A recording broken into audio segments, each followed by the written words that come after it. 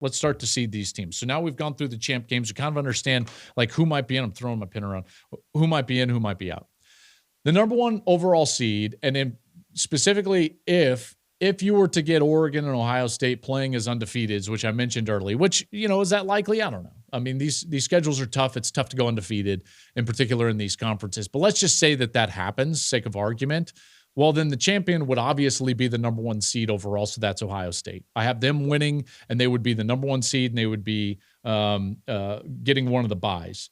In this scenario, I think Miami beats Florida State this week.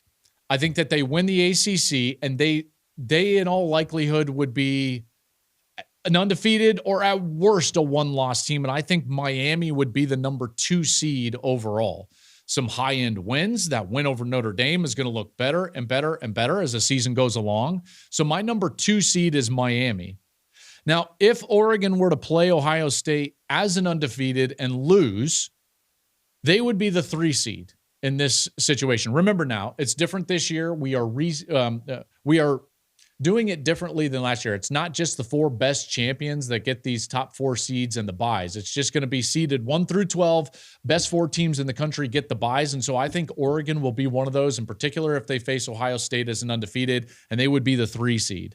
That would leave the SEC champ. And obviously with a loss to Ohio State and maybe one other loss along the way because of some really tough games, Texas as the SEC champ would end up being the 4th seed in the college football playoff. I have them winning that league, and yet I could see them stumbling along the way, still getting into that game and winning that game. So Texas would be the number 4 seed.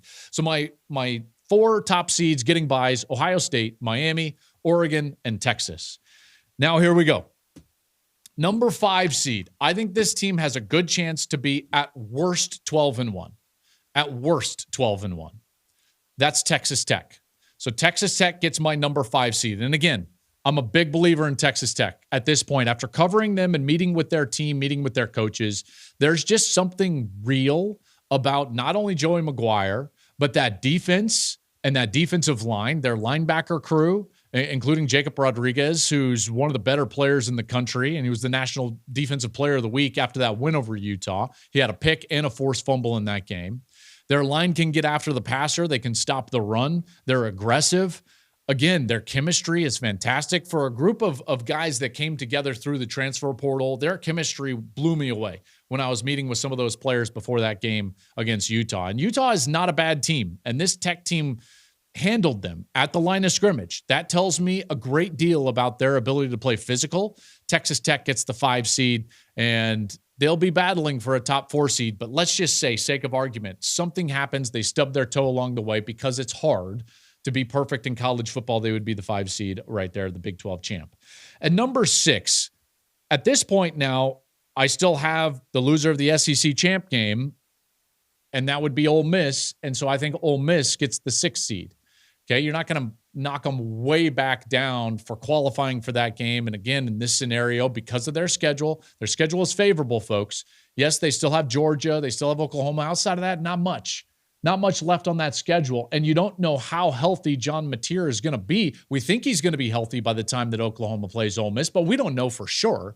And so because of that, Ole Miss is going to have a great chance to go play for the SEC championship. And if they do, even if they lose, 6 would be a low end for them from a seed perspective. So there you go. The SEC champ loser, Ole Miss, is the 6th seed. Now we start getting into these at-large teams, and this is where it gets really fascinating. All right, number 7.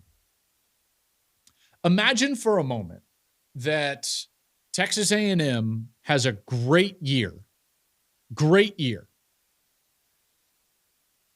And they play Texas last game of the season at Texas, and the winner goes to the SEC championship game. In this scenario, it would be Texas because they're the home team, which would mean that Texas A&M barely missed out on the SEC champ game. They've got that ability. I know they didn't throw it well against Auburn. They threw it well against Notre Dame. I think that Marcel Reed, while streaky, has the ability to hurt you through the air, obviously with his legs. They're great at wide receiver. They can run the football, and their defense just showed that they can totally dominate and win an entire game almost with just their defense. Auburn was 0 for 13 on third down. The only reason they scored is that Reed threw an interception and Auburn got the ball P&10, meaning the start of the series, at the 2-yard line. Punched it in. So the score was not indicative of the game that was played. They didn't even gain 200 yards, speaking of Auburn. So A&M's defense can play. I know they didn't play great against Notre Dame, but that's a Notre Dame team that in subsequent weeks has scored at least, 56 in back-to-back games? So, A&M is going to be right there, folks. I'm just telling you, watch out for A&M. They're my 7 seed. I like A&M to go to the playoff. Their key games left at LSU, at Missouri, which could be a really tough one, and then at Texas. So even a great year, they stumble along the way, don't get into the SEC championship game, but I think they're in the playoff.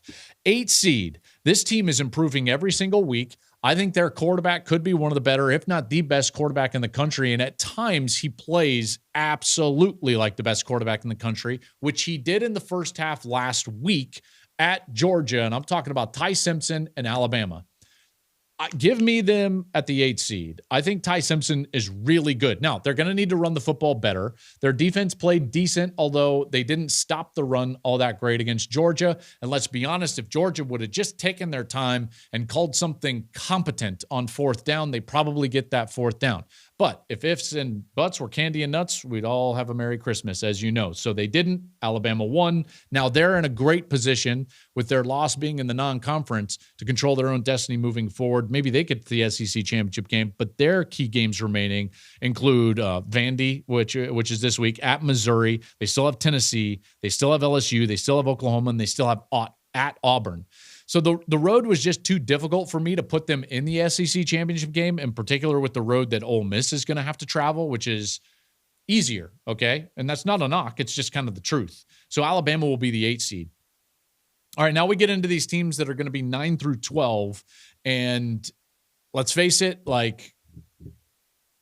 going to be on the road, tough environments, and going to be tough to win these first-round games.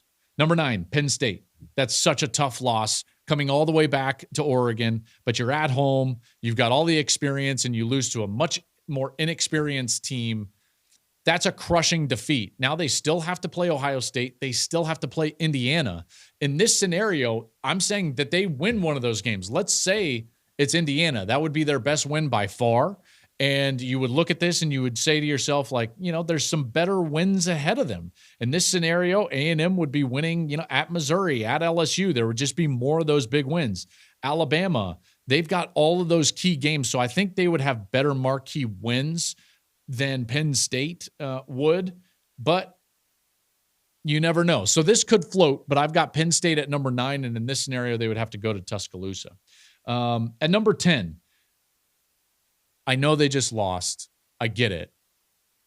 And yes, they've got to do some things better, namely play better football in the first quarter because they constantly are down multiple possessions. But Georgia, I think Georgia is still going to go to the playoff. If they're 10-2, they're going to be in. And in this scenario, they would be a 10-2 football team. Their toughest remaining games are at home, which is huge for them. Even though they just lost at home, that was the nation's longest home winning streak. Ole Miss at home, Texas at home. They've got neutral site games against Florida and Georgia Tech. I don't see them going 9-3. I don't think 9-3 gets in. So I think that they run through this gauntlet with only one more loss. They don't get into the SEC championship game, but as 10-2, I like them right there at the 10 seed. And then you get into basically one more spot because we've already got what I would say is the 12 seed in South Florida. So there's one more spot. They're 10-2. And based on the fact that I think that they're going to kill people the rest of the year with a really potent offense and maybe one of the best quarterbacks in the country, I'm going to go with Notre Dame. I think Notre Dame comes all the way back and they get into this thing. They are left for dead right now, but Notre Dame is going to come all the way back and be 10-2. If they run the table, they would get in. The losses would be, remember, at Miami, which was a tie game in the final 2 minutes, and A&M, one play away from winning that game.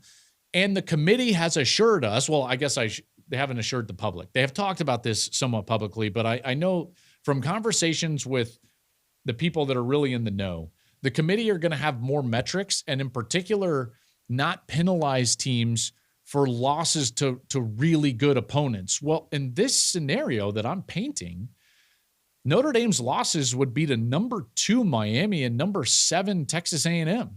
So their losses are not going to be held against them as much. Do they have great wins? No, they're not going to have great wins, but they're going to be dominant, which they have in the last couple of weeks to get back to 500 at 2-2. CJ Carr continues to rise up and be one of the best quarterbacks in the country. If you're talking about two guys, if there are two quarterbacks, maybe three, that I've been so supremely impressed with, young guys, inexperienced guys, it's Dante Moore, Ty Simpson, and CJ Carr. Those might be the three best quarterbacks in the country so far this year. They've been outstanding. And so I think that that's going to continue, and they're going to be in the playoff at 11, and then South Florida will get that 12 seed. So there's the seed. There's the bracket, folks. There's my first week in October bracket. Teams that I considered right on the outside, Indiana was going to be right there. They didn't get in because they didn't have any marquee wins. If they lose to Oregon, if they lose to Penn State, what is their best win? It's going to be at Iowa, which they just had last weekend. I think that could hurt them, depending on what Iowa does the rest of the way. Michigan, there would be right there. I think they could potentially be at 10-2. Can Michigan get to that Ohio State game with only one loss? Might be tough. They've got no ranked teams before that game, so they're not going to have anything marquee. They might be in a situation where 10-2 is only good enough for Michigan if one of those 10 wins is against the Ohio State Buckeyes. Their toughest are a 3-week stretch coming up after this weekend. They got at USC, home to Washington, at Michigan State. So we'll see. Tennessee would be right there. I think Tennessee, I considered them having already one loss to that Georgia team. They could be fighting for a spot with Georgia. They would have lost that head-to-head.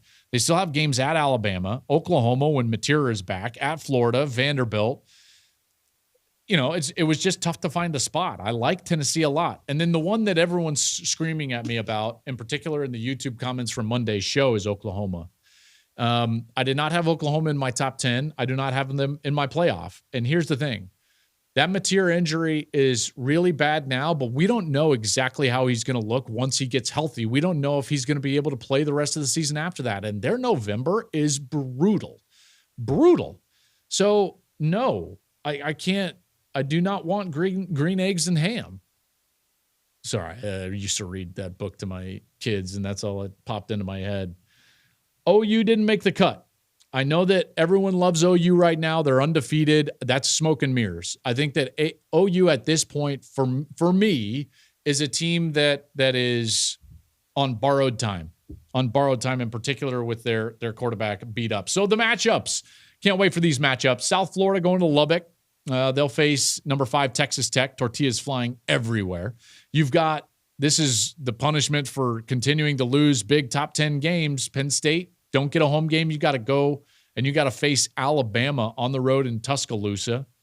That would be brutal. Winner of that game goes on to play Ohio State. Notre Dame, they sneaks in and they head to Oxford to face Ole Miss. That could be a really good one. I wish that we could still have Notre Dame LSU, but we can't. And number 10, Georgia heads to Kyle Field to face Texas A&M in an SEC playoff matchup. Now, I toyed around with the seeding a little bit, truth be told. I thought that Georgia could be the 9 seed, but to avoid the regular season rematch with Alabama, I moved Georgia and Penn State, which is why Penn State was 9 and Georgia was 10. Since Georgia and Texas A&M do not play in the regular season, I think that would be kind of my scenario. I tried to do it as much like the committee as I possibly could. So there you go. The October bracket prediction. Let's hope it's better than the original. Thank you for watching the Joel Klatt Show YouTube channel. And if you liked this clip, make sure to like it and subscribe to the channel, and you can stay up to date on all of my college football coverage.